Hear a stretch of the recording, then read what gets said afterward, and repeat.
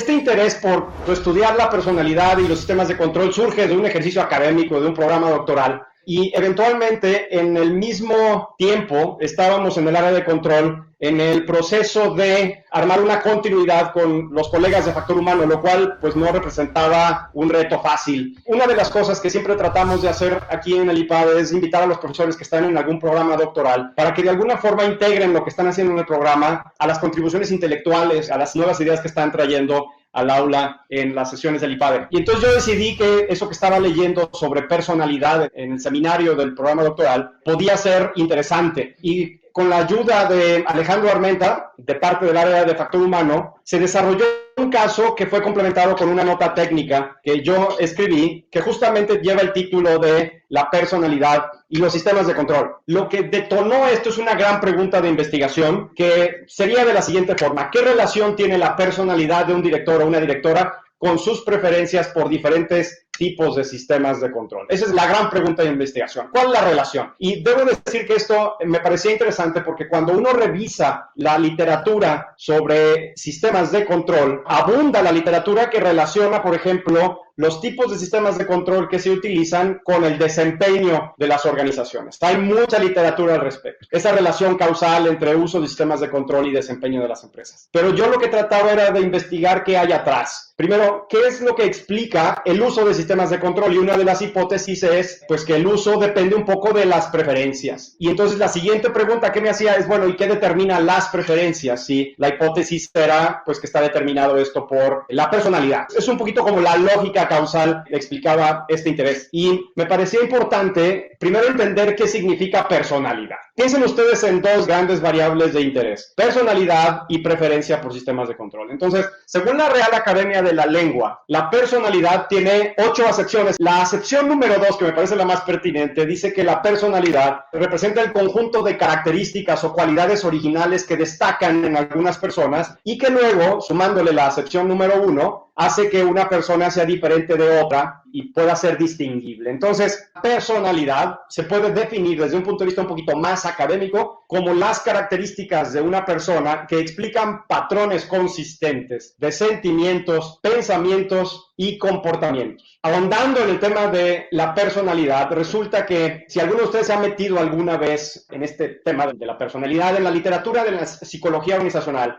es muy probable que se haya topado con un concepto que se conoce como las grandes 5 o The Big Five. Y parece ser que la literatura sobre personalidad en psicología organizacional tiende a converger alrededor de ese modelo. Y básicamente lo que dice ese modelo es que la personalidad de una persona se puede perfilar en función de 5 grandes factores. La O de Ocean se referiría al factor de personalidad denominado openness to experience, o en español, apertura a la experiencia. Esa es la O. Openness to experience. La letra C de la palabra Ocean haría referencia al factor de personalidad que se denomina en inglés conscientiousness. Este es un concepto un poco más, es una palabra más larga. Conscientiousness, que en español se traduce típicamente en la literatura académica como responsabilidad. La letra E de la palabra ocean haría referencia al factor denominado extraversion, o en español, extroversión. La letra A, de nuevo, de la palabra ocean,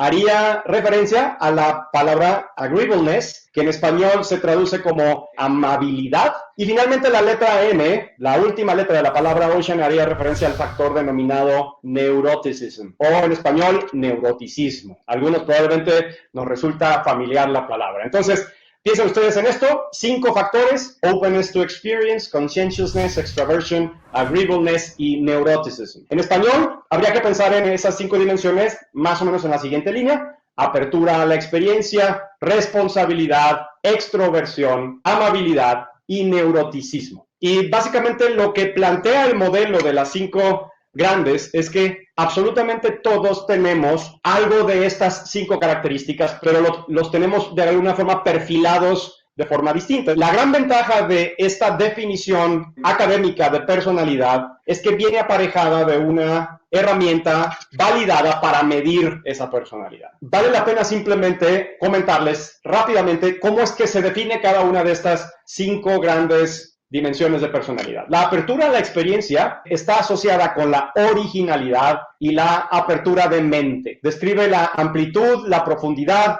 y la complejidad de la vida mental y el nivel de experiencia de vida de un individuo. La responsabilidad está asociada a la restricción y el control del impulso. Describe el control de impulsos prescrito por la sociedad que facilita el comportamiento orientado a la acción y al resultado, tal como pensar antes de actuar, postergar la gratificación, seguir normas y reglas, planear, organizar y priorizar actividades. Extroversión, creo que no hace falta explicarlo demasiado, tiene que ver con esa energía y ese entusiasmo y que está asociado a ese acercamiento energético hacia el mundo social. Hay personas mucho más extrovertidas que otras. Y finalmente el neuroticismo, que luego tiende a brincarnos un poco el concepto, está asociado a una emocionalidad negativa y no es raro encontrar que se considera sinónimo, por ejemplo, de nerviosismo. Todos tenemos un poco de estas 5 dimensiones, solo que lo expresamos algunas más y algunas menos. Y a eso es a lo que me referiría un poco con personalidad. Y los sistemas de control están definidos formalmente como las rutinas y procedimientos formales basados en información que las directoras y los directores utilizan para mantener o alterar patrones en las actividades organizacionales. Ya sabemos, ustedes cuando han pasado por nuestras aulas y hemos hablado de control, hemos hablado sobre cuáles son estas rutinas y procedimientos formales que están basados en información y que nos ayudan a direccionar o cambiar el comportamiento de la gente. Y también sabemos que los sistemas y herramientas de control solo son efectivos justamente en la medida que son capaces de transformar o direccionar comportamientos. Aquí lo importante es que en el área de control, aquí en el IPADE, hacemos mucha referencia a un modelo de control muy concreto propuesto originalmente por el profesor Robert Simons de la Escuela de Negocios de Harvard, que se conoce como las palancas de control. Cuenta con una cierta cantidad de literatura de soporte que valida el que los sistemas y mecanismos de control se puedan clasificar en estas 4 grandes categorías que él propone y que ustedes seguramente recordarán se refieren a los sistemas de creencias, a los sistemas de límites, a los sistemas de control interactivo y a los sistemas de control diagnóstico. Los sistemas de creencias representan ese conjunto explícito de definiciones organizacionales que la alta dirección comunica formalmente y que refuerzan sistemáticamente para proveer valores básicos, propósito y dirección para la organización.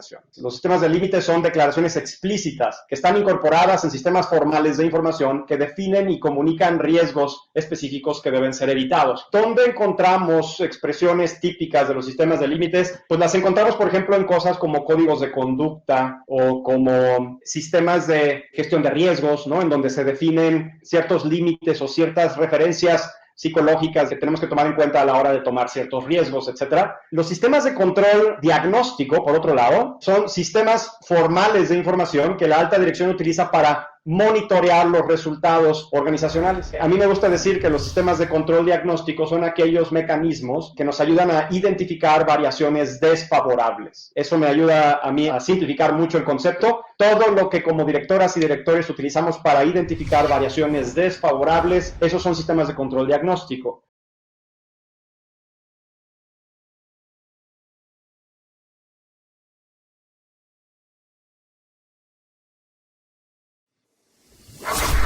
IPADE. The World Calls.